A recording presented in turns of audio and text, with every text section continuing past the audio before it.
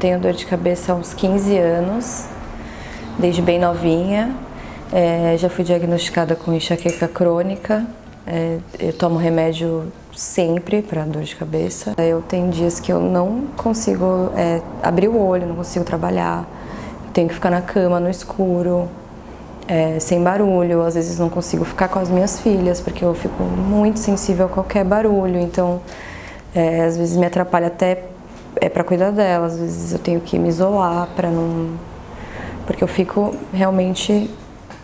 As minhas dores de cabeça ápice, assim, eu não consigo nem abrir o olho.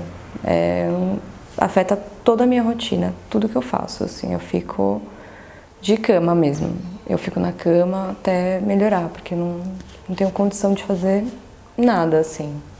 Diz uma coisa, como que tá a sua vida depois de 3 meses de tratamento? Muito melhor. Tô ótima, não tô mais tomando remédio. Valeu muito a pena. Eu já acreditava no tratamento, mas não imaginei que ia ser tão rápido e que ia ter uma melhora tão grande. Foi muito bom mesmo. Valeu muito a pena pra mim. Quem diria que uma plaquinha no dente... Uma plaquinha ia mudar toda a minha vida, né? Ia mudar todos os aspectos da minha vida e a qualidade no geral, minha qualidade de vida no geral, assim.